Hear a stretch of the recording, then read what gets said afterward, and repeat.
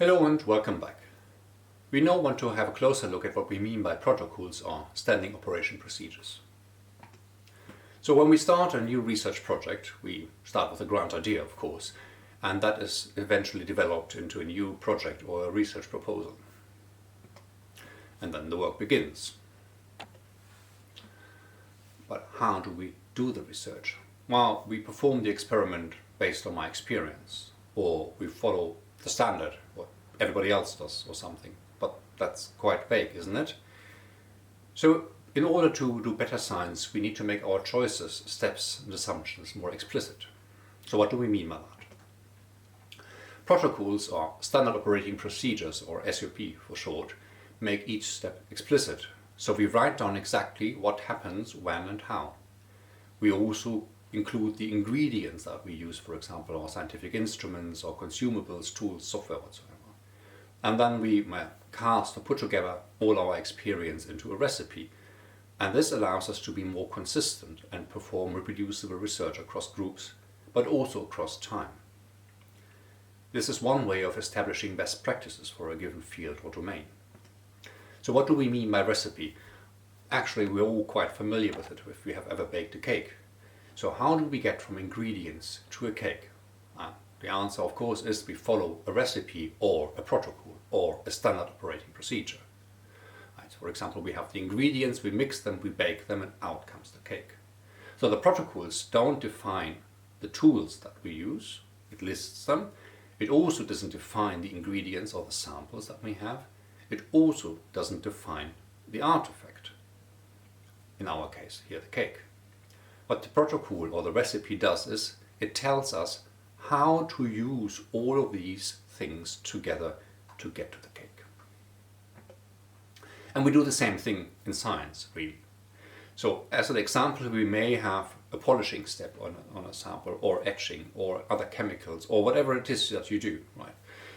You describe in detail how you execute which action one after the other, and which tools or ingredients you use at each step. And this is then your scientific recipe, if you like, or your protocol. You can also go one step further. Many fields require that you have blinded or pre-registered studies. So in many fields you have to complete the analysis chain, and you have to fix it, and you need to get it approved by a committee before the actual research is carried out. So that includes any setups that you have, any preparations, any instrument settings whatsoever. The way you acquire the data, both experimental and simulation, including all the parameters and the range that you need to tune and add to whatever it is you do, how you store data and how you process data, and all the analysis step, and which software and which versions you use, etc. When you do this, no real data like the actual experimental data can be touched until the whole chain from creating your sample, for example, or your analysis simulation to the end of the analysis is predefined.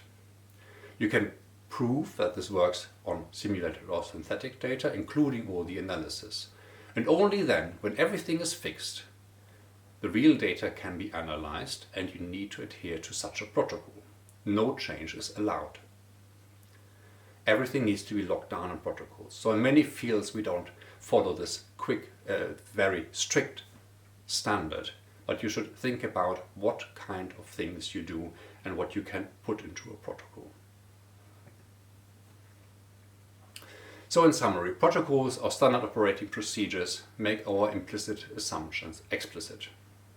They also allow us to nail down the concrete steps and tools that we use, and that includes our instruments, consumables, software versions, and so on.